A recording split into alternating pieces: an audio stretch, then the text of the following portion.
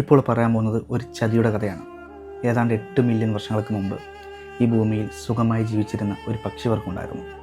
പേര് ഡൂഡോ.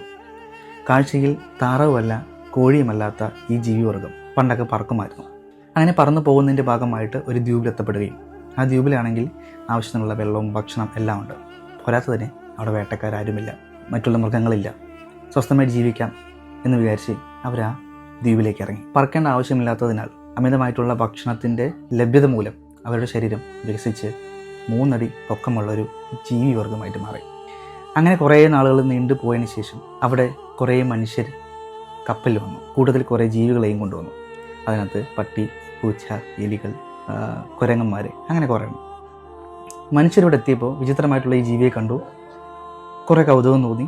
പിന്നെ അതിനെ പിടിച്ച് ഭക്ഷിക്കാൻ തുടങ്ങി. പേടി എന്തെന്നറിയാത്ത ആ ഡൂഡോ വർഗത്തിന് അതിനെ എതിർത്ത് നിൽക്കാൻ കഴിഞ്ഞില്ല. കൊല്ലാൻ വേണ്ടിയാണ് സമീപിക്കുന്നതെന്നും അവർക്ക് മനസ്സിലായില്ല. കാലക്രമേണ ആ ജീവിവർഗം തന്നെ അവിടെ നിന്ന് ഇല്ലാതായി. അതിൻ്റെ കൂട് തകർക്കപ്പെട്ടു, മുട്ടകളില്ലാതാക്കി. അങ്ങനെ ആ ഒരു ജീവിവർഗം തന്നെ ആ ഭൂമിയിൽ നിന്ന് ഇല്ലാതായി. സത്യത്തിൽ വംശനാശം സംഭവിക്കുന്നത് അതിൻ്റെ പിന്നിൽ പ്രധാന കാരണം മനുഷ്യൻ തന്നെയാണ് എന്നുള്ളതിന് ഏറ്റവും ഉത്തമ ഉദാഹരണമാണ് ഡൂഡോ പക്ഷികളുടെ. വീണ്ടും ഡൂഡോ പക്ഷികളെ ശാസ്ത്രജ്ഞന്മാർ തിരിച്ചു കൊണ്ടുവരാൻ വേണ്ടി ശ്രമിക്കുന്നുണ്ട്. എത്രത്തോളം വിജയിക്കാൻ അറിയില്ല. അഥവാ ഡൂഡോ പക്ഷികൾ തിരിച്ചു വന്നാൽ അവർ പറയാൻ പോകുന്നത് ചതിയുടെ കഥയായിരിക്കും.